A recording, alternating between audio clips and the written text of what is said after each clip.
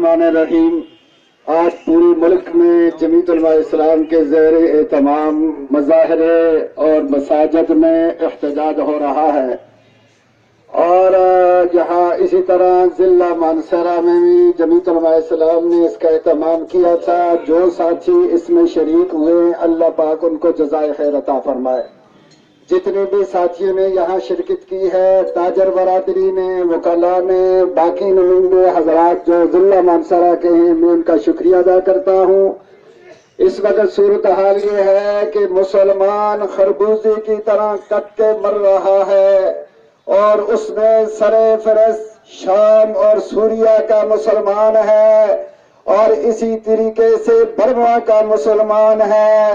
Burma کی مشرق حکومت بت مت کی حکومت ہے، اور انہوں نے وہاں برما کے اندر مسلمانوں کا جینا حرام کر دیا گیا ہے، اور 15 لاکھ مسلمانوں نے وہاں ہجرت کر کے بنگلہ دیش میں پناہ دے رکھی ہے، اور اس وقت 50,000 مسلمان 1-2 ماہ میں شہید ہو گیا، اور دینی مدارس بند کر دیے گئے، اور دینی مدارس کے بچوں کو مدرسے کے اندر جلا دیا گیا، اور سوریہ کے اندر 3 ممالک مل کر اس میں سرفرست روس ہے اور امریکہ ہے، اور دوسرا ہمارا ایران ہے۔ ایران اب ایرانی قیادت کو چاہیے کہ ملک کے اندر ہوش کے داخل لے، یہاں فرقہ واریت کو مت ابھارے، ورنہ اگر فرقہ واریت ابھر گئی اس ملک کے اندر،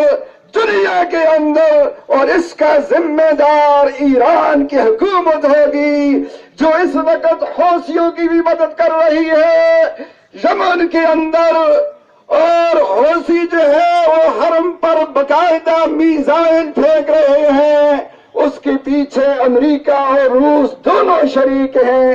اور افسوس کی بات یہ ہے کہ ایران کا وہ حجت الاسلام اپنے آپ کو اسلامی حکومت کہتا ہے، اس کا نعرہ تو کسی وقت یہ تھا لا شرقیہ ولا غربیہ الامت الاسلامیہ، لیکن اس نعرے سے انحراف کر کے انہوں نے شیعت کی پوری دنیا میں راج کرنے کی ٹھاٹ لی ہوئی ہے، لیکن ان کا یہ ناپاک منصوبہ، برا منصوبہ انشاءاللہ کامیاب نہیں ہوگا انشاءاللہ۔ حرمین شریفین انشاءاللہ سعودی حکومت کے پاس، اہل سنت کے پاس رہے گا، مسلمانوں کے پاس رہے گا۔ عزیزان محترم، جمیعت علماء اسلام فرقہ واریت کے سخت مخالف ہے، جمہوری انداز میں اپنا کر اس ملک میں اسلامی انقلاب کی کوشش کر رہی ہے، اور جمیعت علماء اسلام ایسا نہیں ہے کہ یہاں مسلمان شہید ہوں اور جمیعت علماء اسلام خاموش بیٹھ جائے۔ جمیعت علماء اسلام نے پہلے مرحلے میں جمہوری انداز اپناتے ہوئے یہ ریلیاں اور احتجاج شروع کیا ہے۔ اگر حکومت نے اور اقوام متحدہ جو اس وقت امریکی کی لوڈی بنی ہوئی ہے، اگر انہوں نے مسلمانوں کے بارے میں، برما کے بارے میں، اور عراق کے مسلمان جو قتل ہو رہے ہیں، اور شام کے مسلمان جو قتل ہو رہے ہیں، اور آپ کو معلوم ہے لیبیا کی حکومت جو پرامن حکومت تھی، اس امریکی دجال نے مل کر قذافی کو شہید کیا، اور اس کے ساتھ ساتھ اس وقت وہاں سینکڑوں مسلمان، ہزاروں مسلمان شہید ہو گئے۔ عزیزان محترم، اس لیے ہم یہ سمجھتے ہیں اس شرارت کے پیچھے امریکہ ہے۔ اب نیا ملاق بن رہا ہے، آپ کو معلوم ہے اب نیا ملاق یہ ہے امریکہ اور ایران، اور ایسے وہ طاقتیں جو اسلام کے خلاف طاقتیں ہیں، ان کا اتحاد بن رہا ہے،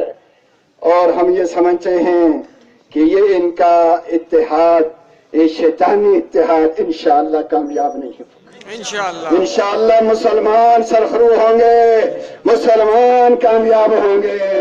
آپ نے جمیعت علماء اسلام کا ساتھ دینا ہے، جمیعت علماء اسلام عالم اسلام کی نمائندہ جماعت ہے. قائد ملت اسلامیہ نے پوری نمائندگی کی ہے پاکستان کی پارلیمنٹ کے اندر.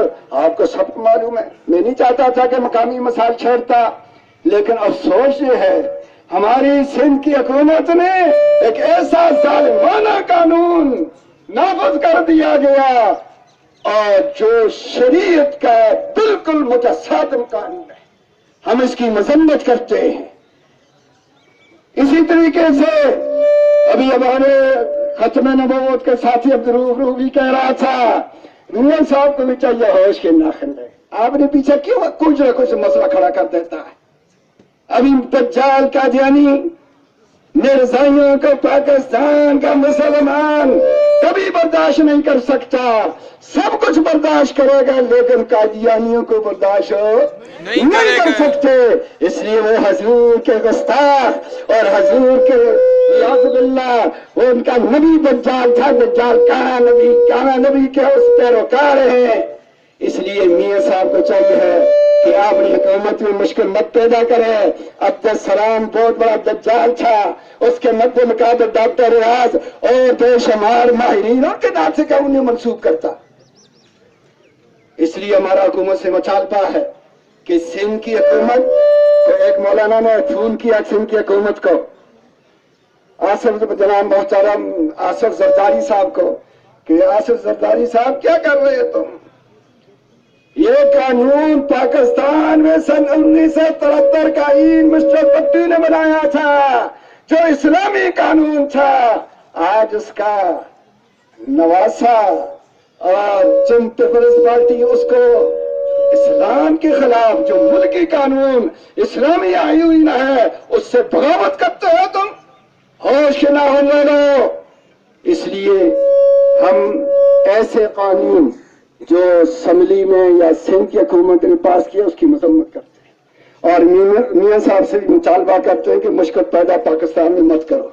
پاکستانی عوام سب کچھ قبول کر سکتی ہے، سب بھوک قبول کر سکتی ہے، معیشت اگر تنگ ہے تو وہ قبول کر سکتی ہے، لیکن محمد رسول اللہ صلی اللہ علیہ وسلم کی غلامی کے خلاف تو سازش کرو گے وہ ہم قبول ہو نہیں. اس لیے میں آخر میں تمام علماء کرام کا جنہوں نے ہمارا ساتھی اور تاجر برادری کا اور باقی جتنے صحافی ہیں ہمارے ساتھ آئے ہیں، میں ان کا دوبارہ شکریہ ادا کرتا ہوں. بالخصوص صحافی برادری سے میری اپیل ہے، ہمیشہ ہم نے ضلع مانسر کے صحافی برادری ہمارا ساتھ دیا، مجھے ان سے کبھی بھی شکوہ نہیں رہا.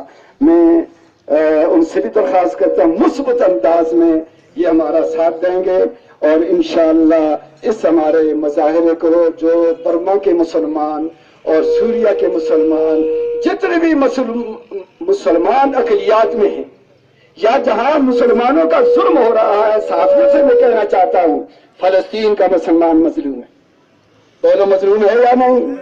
کشمیر کا ہندو آج کشمیر کے مسلمانوں پر ظلم کرنے پر ڈال رہا ہے.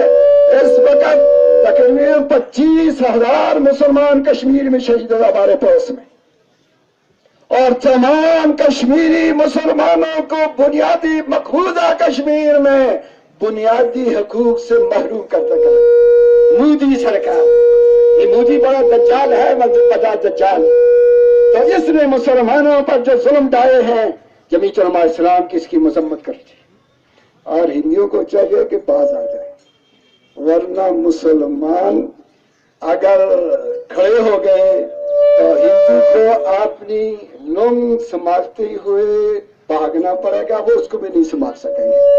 اس لیے میں تمام ساتھیوں کا پھر شکریہ ادا کرتا ہوں. اب دعا کرتے ہیں.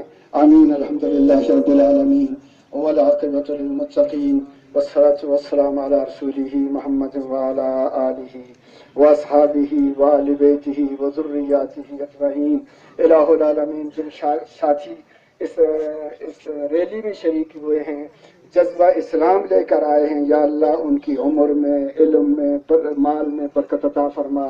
یا اللہ ہمیں آپس میں اتفاق اور اتحاد نصیب فرما، اسلام کا بول بالا فرما، ہمارے اس ملک پاکستان کی حفاظت فرما، ہمارے اس ملک پاکستان کی حفاظت فرما۔